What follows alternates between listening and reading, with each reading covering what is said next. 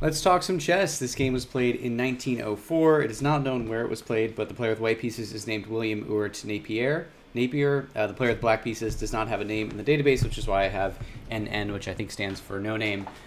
So not a historically super significant game, but a fun example of the King's Gambit, as we will see.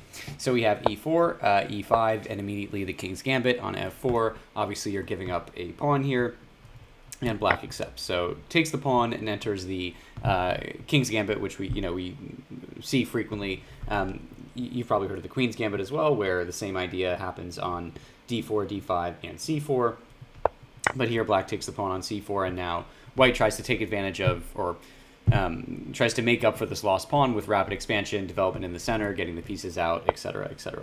So the first move here is knight to F3, very common in this position. Now we have G5, which I like to play a lot when I'm playing against the Queen's Gambit. You've done a lot to get this pawn on, well, you haven't done a lot, but you've gotten this pawn on F4, and G5 solidifies the pawn on F4, and now it's not so easy to take. And the knight cannot take the pawn on G5, of course, because it's defended by the queen. So another common move in the position. And here white plays H4, trying to sort of deflect this G5 pawn from the defense of F4. Here the correct move was played is G4. If you take the pawn, then you can get knight takes, and the queen can't take the knight because the rook is defending. So instead, the proper move is just to push onwards and attack the knight here, which is what black does. And here, white makes a mistake, but an aggressive mistake, which often leads to success in sort of sloppy games of chess, and plays knight to G4. The proper move here is knight to E5, which still threatens F7, but also threatens the G4 pawn and threats to capture it back. And then after you maybe try to kick the knight can either capture on F7 with a sacrifice, or it can capture on G4, which the engine, of course, prefers. But instead, we have knight to G5, and now black tries to force this knight to make a decision. In fact, this knight to G5 move is, essentially forcing a sacrifice, because after H6, there are no squares that the knight can go to, because they're all either blocked or attacked by a pawn. So you have to sacrifice the knight, and it makes the most sense to sacrifice it on F7 because it draws the enemy king out. So the king takes the knight, and now we have this position where there's a king on F7, and there's a lot of avenues that Napier can attack on, and it, is going to try to make up for the lost knight. So the first move here is actually D4, and D4 is a very common move in the later stages of the King's Gambit, because you now have created a strong center, but you've also opened up a discovered attack from the bishop to the pawn on F4, which is the original pawn that sort of started this entire gambit, and of course that pawn is undefended. So this is like a very common idea in many lines of the King's Gambit. And here we have D5 by black, challenging the center, and with the same idea of adding a defender to the G4 pawn, so now the queen can't just pick up the G4 pawn because it's defended by the bishop. So now we get bishop takes on F4, very natural move again in the King's Gambit, and bishop to G7, fianchettoing the bishop and adding an attacker to the D4 pawn. We have knight to C3, attacking this pawn once again. So now black has to make a decision here, and black plays D captures on E4. Unfortunately, this is sort of where this was the big mistake. There's a couple of mistakes in this game. It's not the most quality played game, but this was a big mistake. You need to play knight to F6 here, which achieves a couple of things. It allows, first of all, like the rook to get into the game, but more importantly, it doesn't open up this really important diagonal for the light squared bishop to develop with check. And that's exactly what pawn takes on E4 does, is now you get bishop to C4, and there's no pawn on D5, and this, of course, is check. And now all of a sudden the king has plenty of squares to go to, but these pieces are looking a little bit scarier because they're active and they're attacking the enemy king. So here, king goes to G6, and we have H5 check. So making use of this advanced H pawn, it's protected by the rook, so the king, of course, cannot take it. And the king retreats here to G7, trying to get safe. But now, it's surrounded by these pieces, but these pieces aren't necessarily helping. They're more hurting. The rook cannot get into the game because the knight's blocking it. Again, that's why you'd prefer to have the knight on F6. So the rook could sort of escape. The bishop is not doing much other than guard this diagonal, which the king is not on. So even though the king has all these pieces around it, it's actually hurting more than it's helping.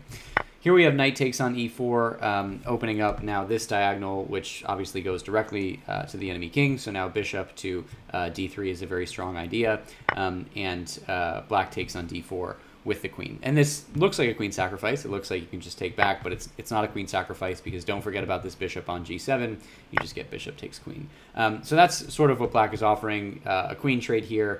Obviously, black is attacking these two pieces. It's forking the queen is forking the bishop and the knight, so hoping here that white will just, trade off the pieces. But of course, Napier's not interested in that. Napier plays bishop to d3, which achieves a couple of things. It protects the bishop from the c-pawn. It protects the knight now, so neither of these pieces can be taken by the queen. And most importantly, it lines up the bishop with the enemy king. So now anywhere the knight moves, there's going to be a wonderful discover check from the bishop to the king. So here we have bishop to f5. Understandably, you want to block this this threat, so you sort of plug the gap with the light squared bishop. But now you get queen takes on g4, which is a really beautiful move. The threat is clear and obvious. Well, not yet, but if this bishop moves away, queen to g6 would be checkmate, and you can't take the. It looks like a queen sacrifice, but you can't take the queen, because if bishop takes on g4, then you get the wonderful knight to f6 with checkmate. The reason this is checkmate is because both the knight and the bishop are checking the king, so it's double check.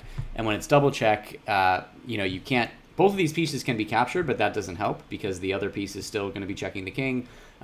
So when it's double check, the king has to move. You can't block, and you can't capture both of the pieces at once. But of course, there are no squares for the king to move to.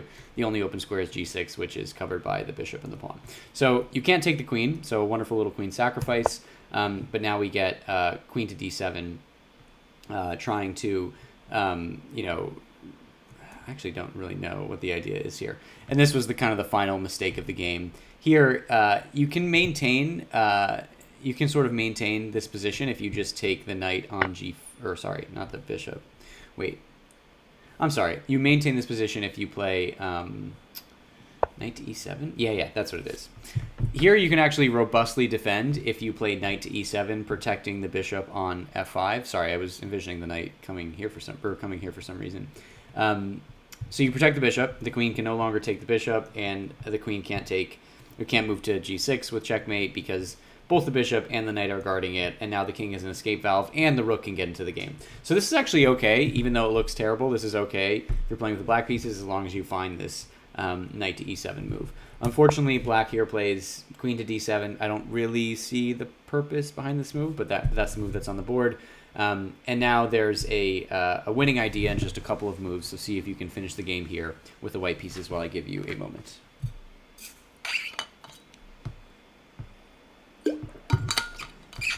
Okay, so, Napier already tried to sacrifice his queen on g4. It didn't work, but now the winning idea is to sack it on g6. So queen to g6, kind of the move you've been threatening all along. This obviously is checking the king. The pawn is protecting the queen. The king, of course, has nowhere to go. It's hemmed in by all these pieces. So you have no choice but to take with the bishop on g6. But now you get the just the wonderful knight to g5 check. Very close to a smothered mate. All of these pieces are just wonderfully pinning the king on h7. It's not quite a smothered mate because you have pawn takes on g5, but now we get an equally delightful final mating picture.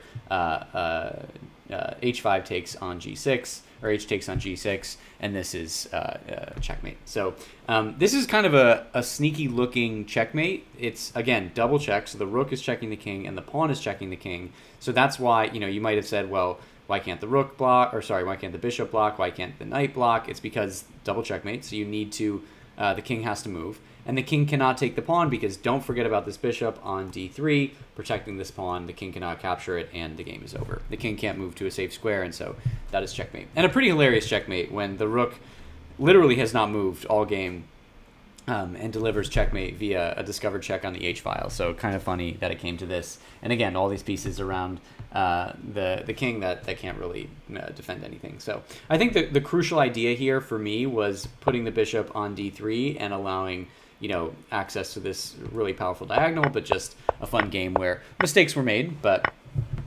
you know, it's still fun to see a exciting combination in the King's Gambit. So thanks for watching. Drop a like, drop a subscribe. Let me know if you have any other games or gambits or combinations that you want to see reviewed, and we'll see you next time.